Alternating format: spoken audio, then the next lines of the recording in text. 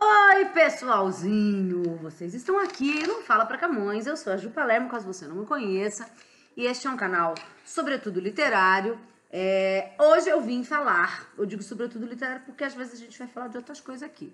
Mas hoje eu vim indicar e comentar sobre alguns livros de história da arte que eu gosto.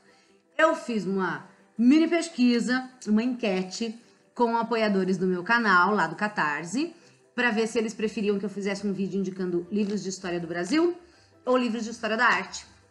E a maioria esmagadora dos muitos apoiadores que eu tenho, só que não, escolheu História da Arte. Então é isso que eu vim fazer aqui. Tô com 10 livros, na verdade 11. Tem 10 livros mais um bônus. E isso tá dando spoiler. Então vou tirar assim pra vocês não verem antes da hora. Eu vim então indicar 10 livros que eu gosto de História da Arte, que eu acho legais, pra você que tem interesse, que não sabe nada, quer começar, ou você que sabe um pouco. Na verdade, quanto mais a gente estuda, a gente descobre que a gente não sabe nada, né? Então, vou mostrar aqui 10 mais um diferentes livros de história da arte com diferentes abordagens, diferentes momentos, livro que fala livro teórico, livro que mostra a obra, livro que vai falar de autor, livro que vai falar de movimento, que vai falar de artista, livro que vai falar de movimento, enfim, fiz aqui uma pequena seleção e vou mostrar para vocês, beleza? Se você quer me ajudar a escolher os temas dos próximos vídeos, você pode considerar me apoiar no Catarse. Então, fio aqui, me atrapalhando. www.catarse.me/Fala Pra Camões. Tem várias recompensas lá, uma delas é essa, de você fazer parte da lista dos meus melhores amigos no Instagram e me ajudar a escolher os temas dos próximos vídeos. Você não gostou muito desse? Veja, você podia ter votado diferente, né? De qualquer maneira, venho também pedir para você deixar o seu like aqui no seu comentário, se você conhece algum desses livros que eu vou mostrar, se você tem outro que eu deixei de fora, que eu posso não conhecer, né? Ou posso não ter tido dinheiro para comprar, também tem essa. Tem vários livros de história da arte que eu amo aqui e que eu não tenho ainda, né? Eu sempre fui muito interessada por história da arte, sempre que eu vi, o pouco que vi ao longo da minha vida como aluna, né? Me interessou sempre muito. E daí teve uma época que eu decidi fazer um curso livre de História da Arte. Falei, vamos fazer pra ver, né? Fiz numa escola aqui de Campinas, que se chama Pandora, Escola de Artes Pandora. Não é Pandora cursinho no que eu trabalho, esse é outro Pandora. Você vê que Pandora me cerca, né? Eu devo ter que abrir essa caixa em algum momento. Na verdade, já abri as duas. E aí, a dos dois Pandora. E aí fiz curso com um cara que eu admiro muito, que é o Felipe Maziero. Um beijo, Felipe, seu ranzinza, meu ranzinza preferido, sabe? Meu malvado favorito. Tem o meu ranzinza preferido, que é o Felipe, que é um cara muito bom. E aí eu fiz 3 cursos de História da Arte com ele, são cursos livres, não tenho diploma de História da Arte, tenho certificado desses cursos de duração de 3 meses, mais ou menos, cada um, 4 meses. Eu fiz primeiro de História Moderna, História da Arte Moderna e Contemporânea. Depois, junto, eu fiz eles abriram e aí eu acabei fazendo História da Arte Clássica. E depois fiz um de História da Arte Brasileira. Então foi aí 1 ano e pouquinho de estudos muito legais sobre História da Arte. E aí não parei mais, né, de pesquisar, de estudar, de ler. Gosto muito de usar, quem foi meu aluno, é meu aluno, sabe? Eu meto História da Arte na literatura o tempo inteiro. Então quando eu vou contextualizar o movimento literário, eu sempre contextualizo o movimento histórico de História da Arte junto. Eu acho que ajuda muito a gente a entender, muitas características são as mesmas, né? E a obra ajuda a gente a entender, a obra literária ajuda a gente a entender as artes plásticas e vice-versa, e os vestibulares cada vez mais vêm colocando isso, né? História da arte está num lugar aí confuso, porque cada vez mais ela aparece nos vestibulares, mas ela não é uma disciplina que todo mundo tem na escola, então fica essa coisa meio confusa. Eu acabo me embrenhando nos dois e falo dos dois e vivo atrasada com o conteúdo, não é mesmo? Você que foi meu aluno sabe também disso. Muito bem, para começo de conversa, eu vou indicar a Bíblia, né? A Bíblia da História da Arte. Você pode aí discordar de mim, mas pelo menos para os iniciantes, a Bíblia da História da Arte é o Gombrich, né? Gombrich é o autor. Essa edição que eu tenho é uma edição de bolso, porque a edição que você pode ter, esses dias, aliás, indiquei para uns alunos meus e a menina apareceu com a edição bonita que eu não tenho. Essa aqui é uma edição de bolso. Eu acho que eu paguei na época, tipo, R$60, mas a outra era tipo 200, né? Qual é a diferença? Essa edição aqui, ele traz toda a parte teórica e no final ele traz as reproduções das obras. Na edição normal, conforme ele tá falando da obra, aparece a obra. Tanto que aqui você tem 2 marcadores, tá dando para ver? São 2 fitinhas. Uma para a parte teórica e outra para a parte das obras. Então, quando você começa a ler, ele fala figura 1. Aí você que tem essa edição de bolso, você corre lá no fim para ver qual é a figura 1. Ah, entendi.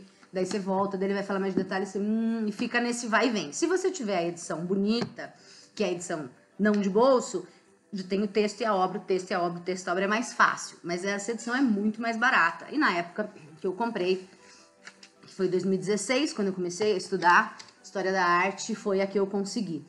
Esse é o guia de História da Arte mais vendido no mundo. O Gombrich escreveu esse livro para estudantes do nível de ensino médio, né? Então vamos imaginar que você aí, que não sabe nada de História da Arte, quer começar a estudar História da Arte, mas fala, mas esses livros são muito técnicos. Suaveira esse aqui, tá? Ele tem uma linguagem super tranquila. Inclusive o Gombrich, que aqui está, ele diz logo na introdução aqui, quero ler para vocês, na verdade no prefácio do livro, e essa edição de bolso tem umas folhinhas vagabunda, parece de Bíblia mesmo, sabe daquelas que você tá lendo aqui, ó, e ela meio que mancha, você vê atrás, né, porque ela é muito fininha, tá? É o preço, né, de ter uma edição de bolso.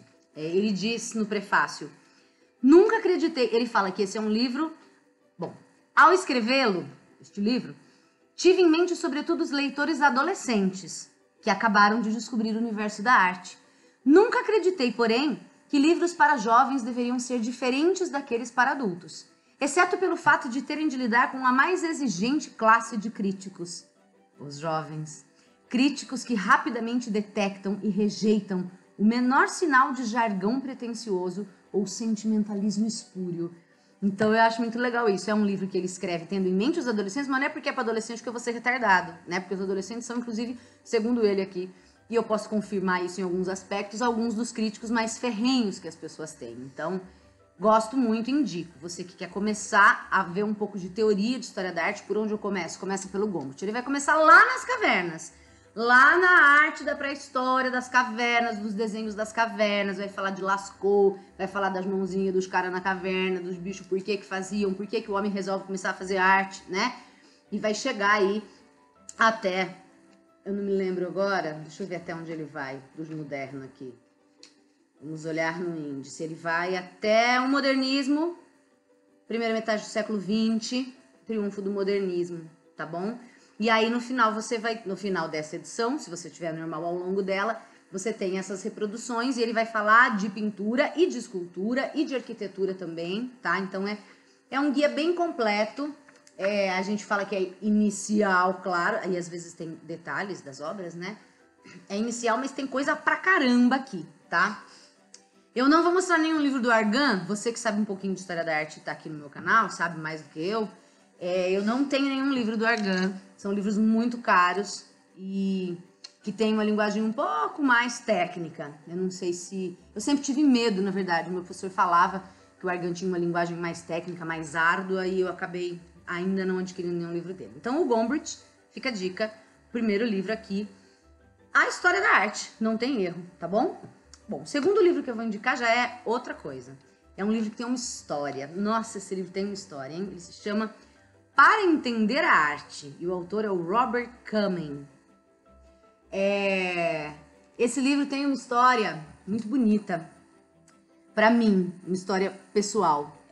Quando eu tava no cursinho, eu tinha um amigo, beijo Lucas, meu querido amigo Lucas, a gente ia muito ao cinema e toda vez que a gente ia no shopping, a gente parava nas livrarias pra ficar horas, a gente ia bem mais cedo do que a sessão, comprava ingresso, sei lá, 1 hora antes, 2 horas antes, pra ficar dando rolê e ficar nas livrarias fuçando todos os livros que a gente, como pré-universitários, queria comprar e não podia. A gente tava fazendo cursinho, a gente não tinha dinheiro, e a gente ficava olhando um monte de livro que a gente um dia queria ter. E esse livro era um livro que a gente via sempre na livraria, ficava horas folheando e a gente nunca comprou, porque a gente não tinha dinheiro. Eu lembro que na época ele era tipo muito caro para a Juliana que fazia cursinho, né? Eu ia prestar letras e o Lucas prestou economia. E daí a gente ficava horas vendo esse livro, os mais importantes quadros do mundo analisados e minuciosamente explicados, porque ele traz em folha dupla a obra. Vou mostrar, por exemplo, aqui para vocês. O Batismo de Cristo, do Piero della Francesca, né? Ele é grandão, ele traz a obra e ele vai puxando essas explicaçõezinhas de detalhes, o que significa tal coisa, o que significa tal coisa, por que fez assim, por que fez assado. É tipo, ó, eu li, nossa, esse retábulo de Eisenheim. Eu lembro que a gente ficava também enlouquecido olhando, e aí tem, como eu disse, vários detalhes sobre a obra e tudo mais. A gente ficava muito louco os dois com esse livro. Uma das obras daqui que a gente mais olhava, vou mostrar pra vocês, era, tipo, quase toda vez a gente ficava impressionadíssimo e ficava querendo descobrir os mistérios, era A Tempestade, do Giorgione. Tá dando pra ver aí mais ou menos? É que eu tenho que fugir dessa luz aqui. Deixa eu fazer assim, melhor. Isso aqui não focou, né? Ui! Peraí, gente. Não sei se você conhece essa obra, A Tempestade, do Giorgione. E aí, assim, aqui do lado ele vai dizer... porque descobriram que tinha uma parte que ele tinha feito da pintura, mas ele se arrependeu, passou por cima. O que isso queria dizer? Tem uma garça pra cá. Tem uma garça aqui em cima. O que isso pode simbolizar? Tem uma tempestade chegando. Como é que esses dois estão tranquilos? É Maria José e o menino Jesus? Por que ela tá pelada? E aí são várias questões. E eu lembro que a gente ficava muito impressionado com essa coisa do ai, por quê? E a gente nunca conseguiu comprar esse livro naquela época. E aí o tempo foi passando, e eu nunca tinha comprado também. Até que um dia eu falei, lembrando dessas histórias, eu falei, gente, por que eu nunca comprei aquele livro? Porque assim, na época, ele era muito caro pra mim. Mas hoje não era tão caro, não era um absurdo. Era um dinheiro que eu podia pagar por um livro que fez parte da minha história, que eu babei nele tantas vezes, né?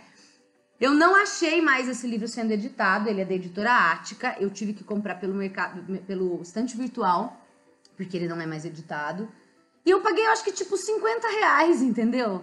É louco isso, como eu mantive na minha cabeça de adolescente, a minha cabeça de adolescente se manteve, e eu, Juliana adulta, podendo comprar 10 livros desses se eu quisesse, eu ainda tinha a impressão de que era um livro muito caro e que eu não ia poder ter. Engraçado que hoje, pra falar aqui pra vocês, eu fui pegar, eu sempre em todos os meus livros coloco meu nome e a data que eu comprei, e eu não pus nesse aqui data. Eu não pus meu nome e não pus a data. Não sei, parece que eu não acredito ainda que eu sou dona dele. Não porque seja um livro sensacional e eu tô indicando aqui pra vocês porque, é o melhor livro de história da arte do mundo. Mas porque tem uma história muito pessoal minha com ele, que envolve ele. Inclusive ele fica de ladinho assim na minha estante, porque ele não cabe de comprido, ele é muito, muito grande. São 45 quadros e aí eu acho que pra curiosos é muito legal, porque tem toda essa coisa... de isso simboliza tal coisa, isso simboliza tal coisa. Ele vai passar por vários momentos aí, desde o século XIV até deixa eu ver a última que ele tem. Já tem um Picasso aqui, ó, tem Guernica, já chega nos modernos, tá? Então, essa segunda indicação é uma indicação mais emocional, emotiva pra mim, de um livro que me ajudou a talvez começar a me interessar por história da arte lá nos primórdios. O terceiro livro, puta, esse é foda. Esse também é outro que tem que ficar deitado porque ele não cabe em pé. É A Batalha do Havaí. Eu indico esse livro para os meus alunos quando a gente fala de romantismo, Guerra do Paraguai, da maravilhosa Lilia Schwartz. Eu sempre falo Schwartz, o povo fala Schwartz. Eu não sei como se diz direito, mas acho tão bonito Schwartz, então eu falo assim. Ela escreveu com Lúcia Klugstumpf e Carlos Lima Júnior, né? E é um livro sobre o quadro A Guerra do Havaí, do maravilhoso Pedro Américo, tá? Aliás, esse é um cara, mano, se você não conhece, história do Brasil, eu sempre falo isso, pintura brasileira, vai atrás do Pedro Américo, porque ele é foda demais. Este é um livro, e ele veio com essa capa aqui, né? Eu comprei numa promoção, eu lembro que na época eu mandei pro Felipe, que foi meu professor de História da Arte, ele falou, eu vou te matar, eu paguei caríssimo nesse livro, eu paguei, tipo, sei lá, 10% do valor dele. Comprei muito barato, essa é a capa dele original, né? Ele vem envolvido naquela outra capa lá, e ele vai comentar, é lindo, gente, nossa senhora, como isso aqui é uma obra de arte sobre outra obra de arte. Ele vai comentar sobre o livro da Batalha do Havaí, sobre o quadro A Batalha do Havaí, ele traz uma reprodução aqui, que nem cabe na minha tela, né? O quadro A Batalha do Havaí é esse, do Pedro Américo, você talvez já deva ter visto por aí. Se foi meu aluno, certamente viu. E ela vai fazer toda uma... Eu balancei tudo aqui. Ela vai fazer toda uma pesquisa, não só sobre este quadro, mas sobre a Guerra do Paraguai, sobre o Pedro Américo, sobre outros quadros do período. Então, assim, é riquíssimo. Você que gosta de história do Brasil, de história de guerra, que ele tá falando da Guerra do Paraguai, de história da arte, mano, não tenho o que dizer, tá? Ele vai trazer detalhes do quadro, detalhes maravilhosos. É muito espelhada essa câmera aqui, eu vou pra um lado quando eu quero ir pro outro. Tem detalhes das obras e outras obras do período, como eu falei, né? Vai falar dos personagens importantes, tanto da guerra quanto da história desse livro. Vai trazer outras obras também do Pedro Américo, né? E aqui no final tem uma análise muito legal, em que ela vai pegando pequenos trechos do quadro. Por exemplo, ela te mostra esse detalhe aqui, ela mostra onde ele tá. Aqui. Ela mostra onde ele tá no quadro e vai falar um pouquinho sobre esse detalhe. Tem essa série, é muito grande. Essa série aqui do final é isso, né? Olha, essa outra parte super importante.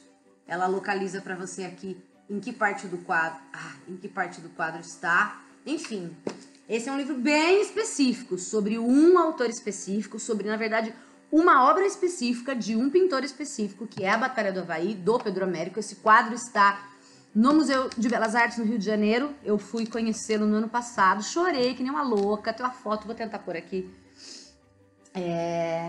Então, é muito específico, mas, ó, sem palavras. Se você encontrar na promoção, compre, porque ele vale muito a pena. Ainda falando da Lília e de arte brasileira, eu quero te mostrar esta pérola que tenho aqui. Pérola Imperfeita. A história e as histórias na obra de Adriana Varejão. É a Lília com a Adriana Varejão, que é das artistas contemporâneas do Brasil, uma das que eu mais gosto, né? O nível de crítica nas obras dela.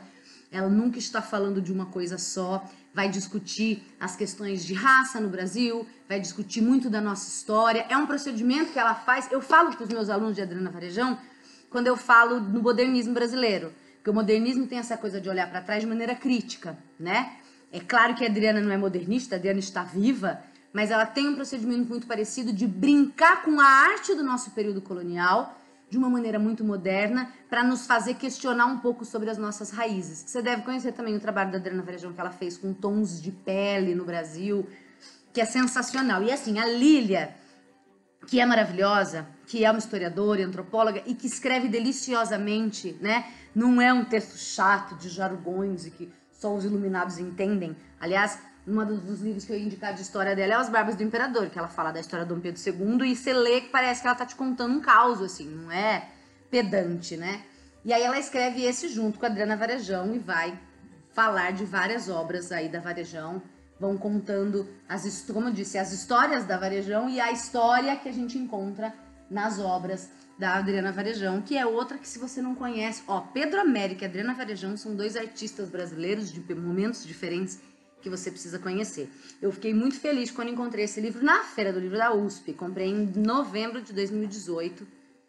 E essa é a minha quarta, acho, se eu não me engano, dica de livro de história da arte para vocês.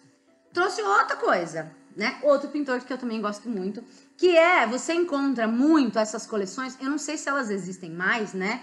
Mas, por exemplo, a Folha de São Paulo tinha uma época, sabe, tanto que ela é até numerado, esse aqui, por exemplo, é o 11, né? Você bota ali na estante, eles ficam. Eles fizeram essa série aqui junto com o Itaú Cultural de artistas brasileiros. Então esse, por exemplo, é o do Almeida Júnior, que é outro pintor muito famoso. Era um pintor que o meu avô amava, ele era de Itu, meu avô era de Itu, coisas que a gente só entende depois quando começa a estudar, né? E tem muito da cara do Brasil, dessa coisa brasileira, dos tipos brasileiros,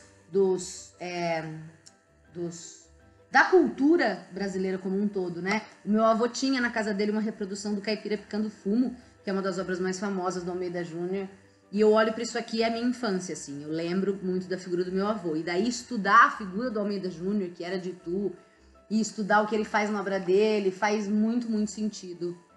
Mais para mim agora. Coisas que... Meu avô morreu, eu tinha 17 anos, né?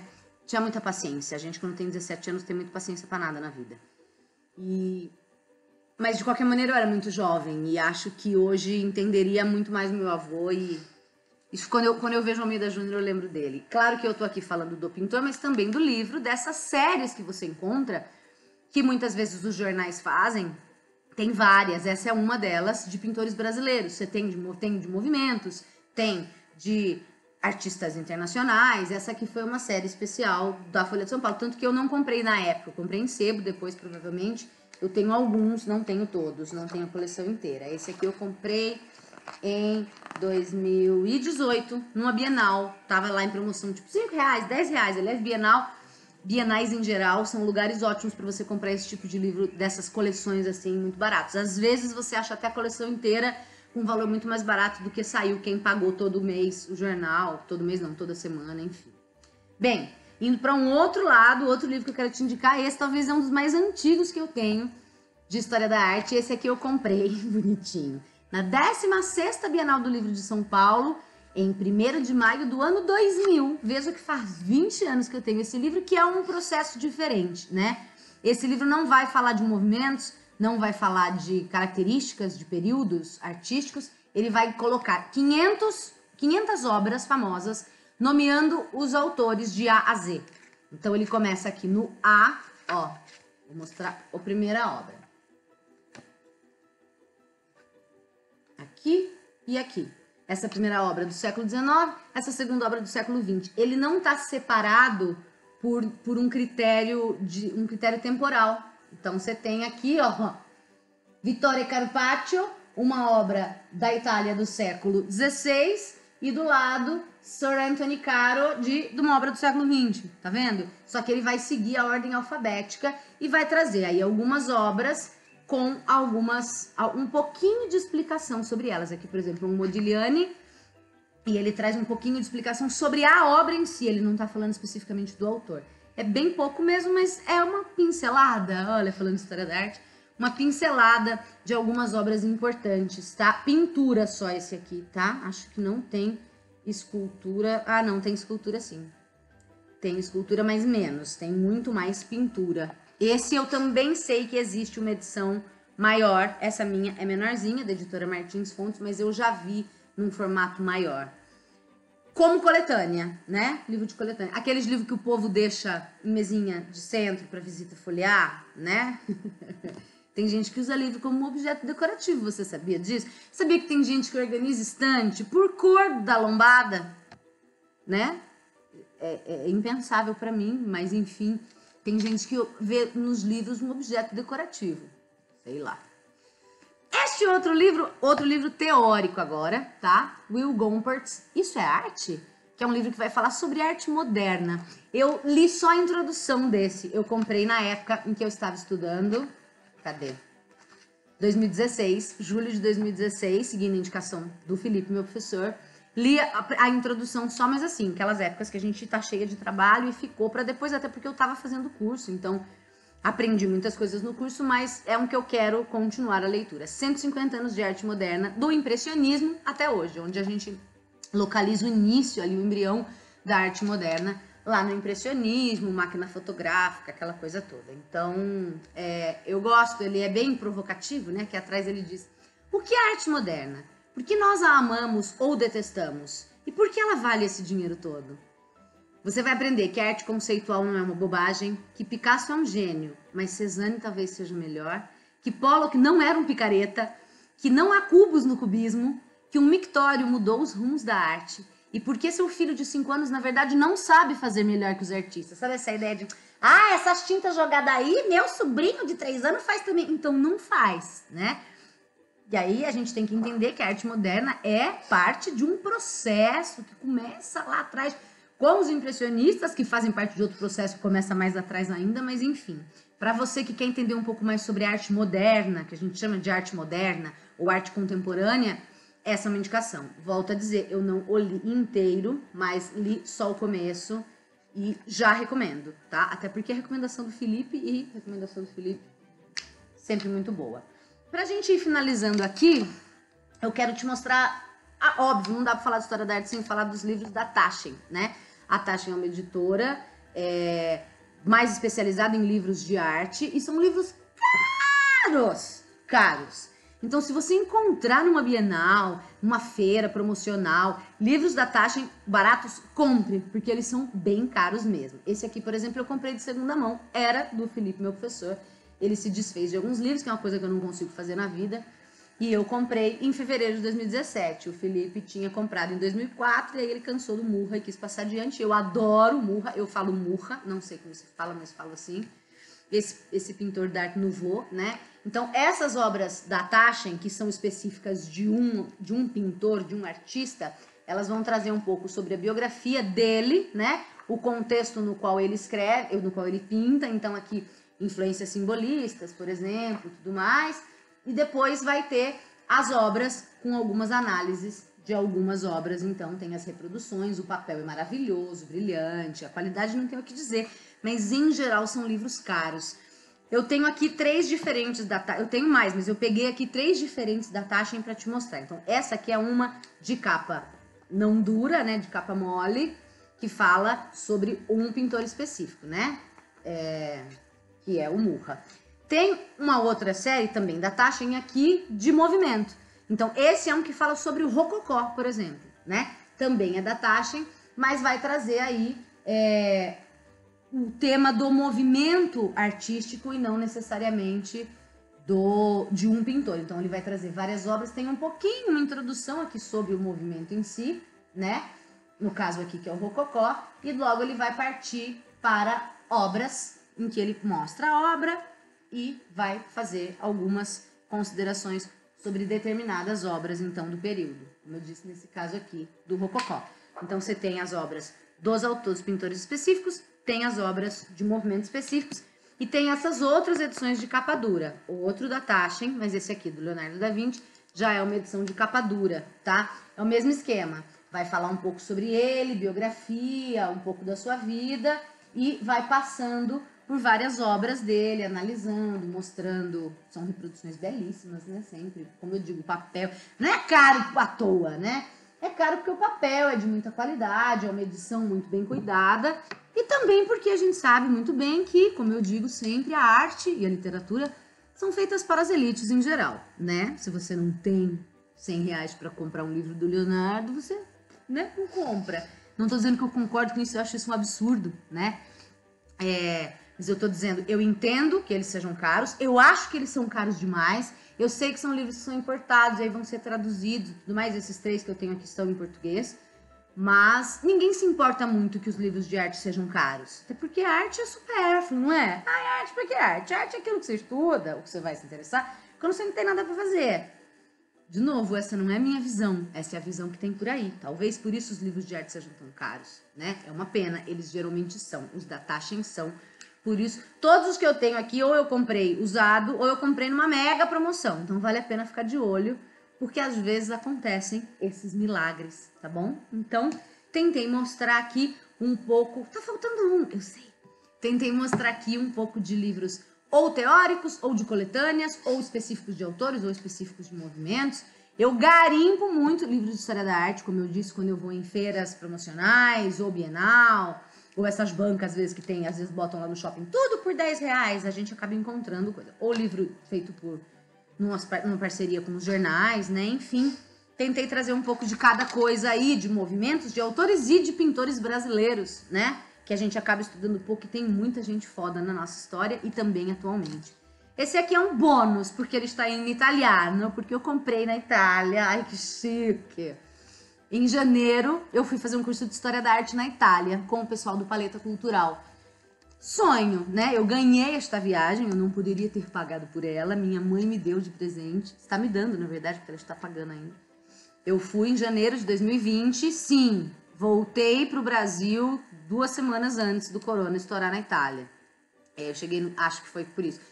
Por aí. Cheguei no Brasil 25 de janeiro. Eu ouvi falar de coronavírus pela primeira vez, eu estava na Itália. Né? A gente não tinha noção da gravidade que ia ser isso. Mas o pessoal da Paleta Cultural, aliás, beijo para os queridos Renan, Duíque, Maurício e o Tim, que eu conheço pouco, porque não foi nesta viagem. Eles fazem essas viagens culturais que são maravilhosas, são cursos de História da Arte dados em loco. Então, o curso deles de Renascimento e Barroco é na Itália, em Florença e Roma. O curso deles de arte moderna em Nova York. Ia acontecer em abril, não aconteceu. E eles dão também um curso de século XIX na França, né? Muito chiques. Eu só fui para o da Itália, pretendo em outros, mas vamos ver o que vai acontecer com o mundo, né? E com o meu bolso também. Mas enfim, eu ganhei este curso de mames. E quando eu estava em Florença, num dos museus de Florença, eu vi esse livrinho e falei, ai, que legal, mas aquela coisa brasileira, pobre, comprando em euro. Falei, ai, vamos ver, né? Mas eu fiquei com o livro na cabeça, eu falei, meu Deus, aquele livro eu quero. E daí não dava mais para voltar no museu e a gente foi para Roma. E aí eu andei a livraria de Roma para achar e achei e comprei. Inclusive os livros lá vêm com preço aqui, na capa, né? Já vem, ó, não é etiqueta, sai da editora com o preço. Esse aqui eu paguei 14 euros, né? O euro tava tipo 5 reais quando eu fui, né? Não estamos falando de hoje, não que esteja muito diferente, mas tá bem mais caro. Então, eu achei isso interessante, porque aqui, livro, você vai na editora ter um preço, você vai na livraria tá outro preço, na outra livraria tá outro, pela internet tá outra, e a Amazon ganha de todo mundo porque compra em grande quantidade e vende mais barato, né? Eu achei muito interessante que o livro ali vem meio que tabelado, sabe?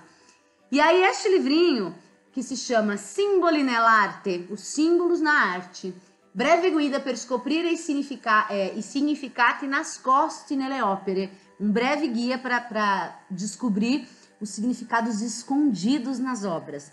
E eu achei super interessante, eu adoro essas coisas, o que significa tal coisa. E aí comecei a ler, comecei a ler no avião logo na volta, e ele começa, por exemplo, pela mitologia, né? Mitologia clássica, as divindades gregas e romanas. E aí ele vai dizer, então, Apolo. O que é Apolo? Quando Apolo é representado, geralmente ele é representado assim. Então, para você olhar no quadro e falar, esse é Apolo. Sabe essas coisas que você bate no olho no quadro e fala, essa é Maria? O que te faz reconhecer que aquela é Maria, mãe de Jesus e não outra mulher?